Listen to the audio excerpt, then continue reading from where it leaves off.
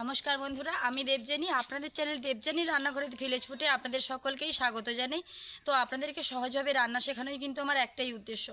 আজকে এমন একটা রেসিপি আপনাদের সঙ্গে শেয়ার করব, মানে খুবই মজার।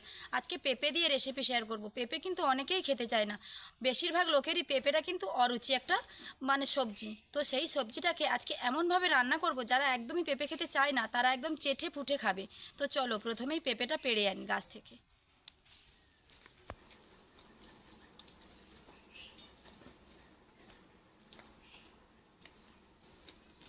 এই যে পেঁপে গাছ,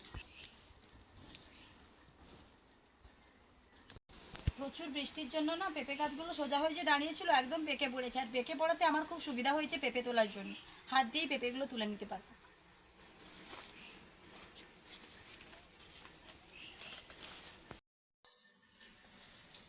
দেখি কোন পেঁপেটা বড়, বেশ অনেকগুলো পেঁপে হয়েছে। ক্যামেরাটা ভালোভাবে ধরলে বোঝা যাবে যে কত পেঁপে। এই দেখুন একদম ভরে গেছে। একটা বড় সাইজের দেখে এই যে এই দিকে একটা বড় রয়েছে, এই দেখুন তুলে নিয়েছি। একদম পরিষ্কার পেঁপেগুলো। পেঁপে কিন্তু খুব স্বাস্থ্যকর একটা সবজি, তবে অনেকেই পেঁপে পছন্দ করে না। আমি আগেই বলেছি, সত্যিই কিন্তু এরকম মানুষ অনেকেই আছে। আমার বাড়িতেই অনেকে আছে, আমার আত্মীয় কুটুমের মধ্যে আর কি, পেঁপে খেতে পছন্দ করে না। তো তারা যখন আসে না, আমি এরকম পেঁপে পেড়ে এইরকমই বানিয়ে দিই এই রেসিপিটা, তারা একদম চেটেপুটি খেয়ে নেয়। তো চলো এবার রান্নাঘরে যাওয়া যাক এই পেঁপেটা নিয়ে।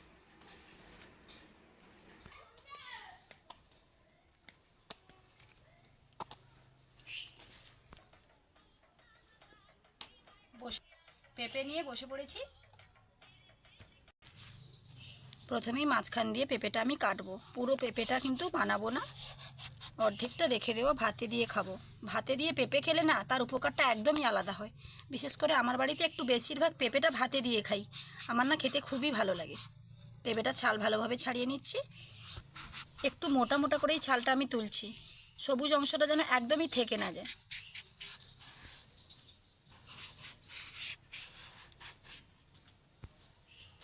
আর একবার এই রকম করে কেটে দিলাম পেঁপেটা। ফাইনালি এবার আপনাদের বলি যে পেঁপে দিয়ে আজকে আমি কি বানাবো। আজকে কিন্তু পেঁপে দিয়ে পেঁপের পকোড়া বানাবো। একদমই সহজ পদ্ধতিতে অল্প সময়ে পেঁপের পকোড়া কিভাবে হয় দেখতে থাকুন পুরো ভিডিওটা। তো এই পেঁপেগুলোকে আমি কি করব, একটা গ্রেটার নিয়েছি, এই যে গ্রেটারে গ্রেট করে নেব। খুব সহজেই কিন্তু গ্রেটারে গ্রেট হয়ে যাবে। বাগানের টাটকা সবজি যখন তাড়াতাড়ি হয়ে যাবে। বাজার থেকে যখন কিনে এনে এটা বানাবেন না, একটু টাটকা দেখেই কিনে আনবেন, না হলে গ্রেটারে গ্রেট করতে না একটু অসুবিধা হয়। যদি বেশ কয়েকদিন গাছ থেকে পাড়া হয়ে থেকে যায়, সবজিটা একটু নরম ধরে যায়, তখন কিন্তু গ্রেট করতে অসুবিধা হবে।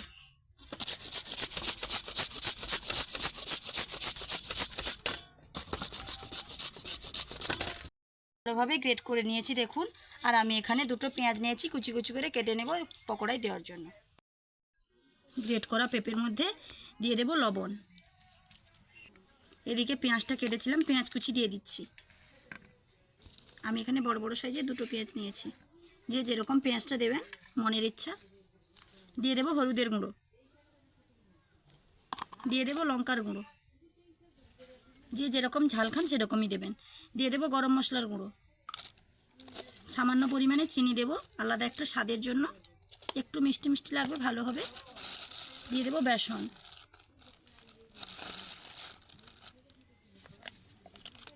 একটা ম্যাগি মশলার প্যাকেট নিয়েছি, ম্যাগি মশলা দিয়ে দেব। যে কোনো পকোড়াতে না হালকা একটু ম্যাগি মশলা দিলে তার স্বাদটাও লাগে বেশ। পুরোটা আমি দিলাম না, এটাকে এবার ভালোভাবে মাখবো। পেঁপেতে কিন্তু জল থাকে, এক্সট্রা জল দেওয়ার কোনো প্রয়োজন নেই। মাখতে মাখতে যদি একটু শক্ত শক্ত মনে হয় তাহলে হালকা করে জলের ছিটে দিতে হবে, না হলে ভুল করে আগে থেকে জল দিতে যাবেন না, তাহলে কিন্তু পকোড়াটা মচমচে হবে না, একটু লেটকে লেটকে যাবে।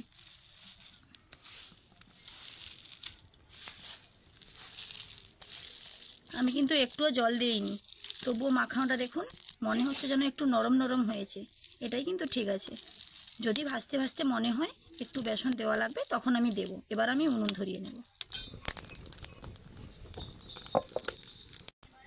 কড়াইতে সাদা তেল দিয়ে দেব পকোড়াগুলো ভাজার জন্য।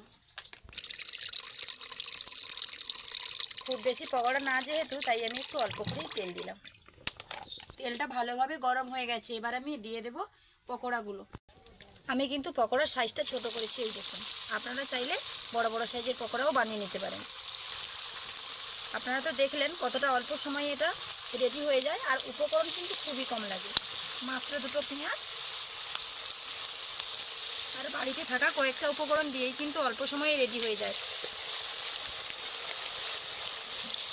পেঁপে দিয়েও যে এমন সুন্দর পকোড়া রেসিপি হয়ে থাকে, আপনারা না দেখলে কেউ বুঝতেও পারবেন না। না যদি খান তাহলে স্বাদটা জানতে পারবেন না। আগে দেখতে হবে, বুঝতে হবে, তারপর বানিয়ে খেতে হবে, তবেই বুঝতে পারবেন এই পেঁপে দিয়ে কি মজারভাবে পকোড়া হয়।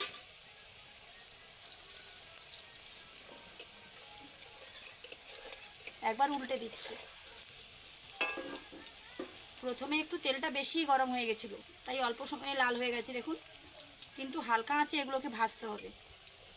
হালকা আঁচে তেলে ডুবে ডুবে যখন লাল হবে না, তার পকোড়ার স্বাদটাই কিন্তু আলাদা হবে।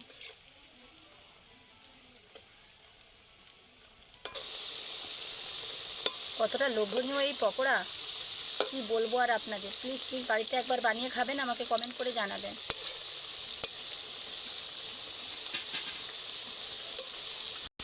পকোড়াগুলো কিন্তু আমার রেডি হয়ে গেছে। এবার এগুলোকে আমি তুলে নেব।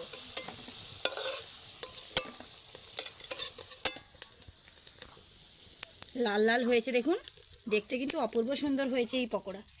আবারও একবার দিয়ে দিচ্ছি। দেখতে যতটা সুন্দর, খেতে কিন্তু ঠিক ততটাই সুন্দর।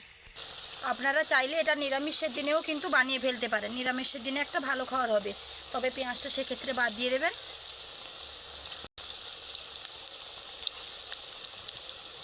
কড়াইটা ভর্তি করে আমি দিয়ে দেবো, তাহলে বেশ একসঙ্গে অনেকগুলো ভাজা হয়ে যাবে। আমি কিন্তু এগুলোকে তুলে নেব। আগেরটার মতন লাল হয়নি, হালকা লাল হয়েছে। আমি কিন্তু এই সময় তুলে নেব। এগুলোকে আমি কিন্তু আর একবার ভাজবো। আপনারা চাইলে দ্বিতীয়বার ভাজতে পারেন, আবার নাও ভাজতে পারেন। যেহেতু পেঁপের পকোড়া, তো দুবার ভাজলে ভেতরটা বেশ মচমচে হবে আর ভালোও লাগবে। তার জন্য আমি দুবারটাকে ভাজবো। আপনারা চাইলে দুবার ভাজবেন, না চাইলে একবার হালকা আঁচে একটু বেশি সময় নিয়ে ভাজবেন।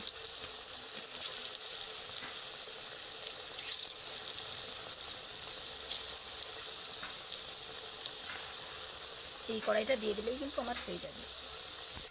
আজকে একটু অল্প করেই পকোড়া বানাচ্ছি, বাড়িতে খুব বেশি লোক নেই, তার জন্য একটু অল্প করে বানালাম। ব্যাস হয়ে গেল কমপ্লিট। এগুলোই লাল লাল করে ভেজে নেব, তারপর দ্বিতীয়বার একবারে সবগুলো দিয়ে দেবো হালকা আঁচে। তৃতীয়বার এটাও হয়ে গেছে, ভালোভাবে নামিয়ে নেব। পকোড়া কিন্তু অনেকগুলো হয়েছিল। বাবু এসে একটা দুটো করে খেতে খেতে কিন্তু কমে গেছে। তবে বাবু কিন্তু একা খাচ্ছে না, বাবুর বাবাও খেয়েছে, আমিও কিন্তু একটা খেয়ে নিয়েছি। এইবার যেগুলো আগে থেকে ঠান্ডা হয়ে গেছিলো সেগুলো দিয়ে দেব। আর যেটা আমি এখনই তুলেছি হালকা গরম রয়েছে, এটা কিন্তু একটু ঠান্ডা হতে হবে। যখন যে কোনো পকোড়া দুবার যখন ভাজবেন না, হালকা ঠান্ডা করে দ্বিতীয়বার তেলের কড়াইতে দেবেন। তো এগুলো আমি এখন রাখবো, ওগুলো হালকা নেড়ে তারপর এটা দেব। শেষেরগুলো ঠান্ডা হয়ে গেছে, এগুলোও দিয়ে দিলাম। দিয়ে একসঙ্গে 2 মিনিট মতো নাড়লে কিন্তু হয়ে যাবে হালকা আঁচে। খুব বেশি নাড়ার দরকার নেই। এক্ষেত্রে কিন্তু আঁচটা একদম কমিয়ে রাখতে হবে, খুব বেশি আঁচ দিলে একদমই চলবে না। এইবার পকোড়াগুলো পারফেক্টভাবে রেডি হয়ে গেছে, থালার মধ্যে তুলে নিচ্ছি। দেখতে কি ভীষণ হয়েছে। এইবার কিন্তু মজমজ করছে, খুন্তি দিয়ে তুলছি তো এক একটা মজমজ করছে। এবার এগুলো হালকা যখন ঠান্ডা হয়ে যাবে তখনই মজমচে ভাবটা বুঝতে পারবেন। আর তেল কিন্তু খুব বেশি খরচ হয়নি, দেখুন, দেখলেই বুঝতে পারবেন আমি কতটা তেল দিয়েছি, আপনাদেরকে দেখিয়েছি।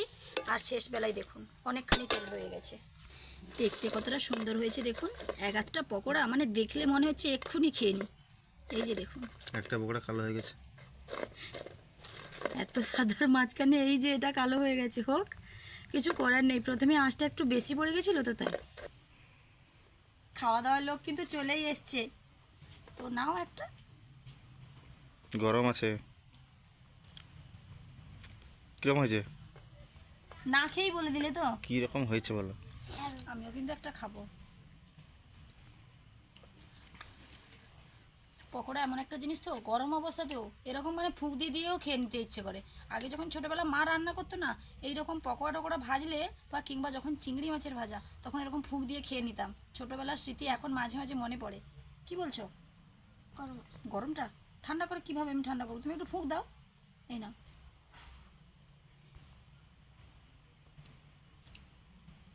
পারছো খেতে?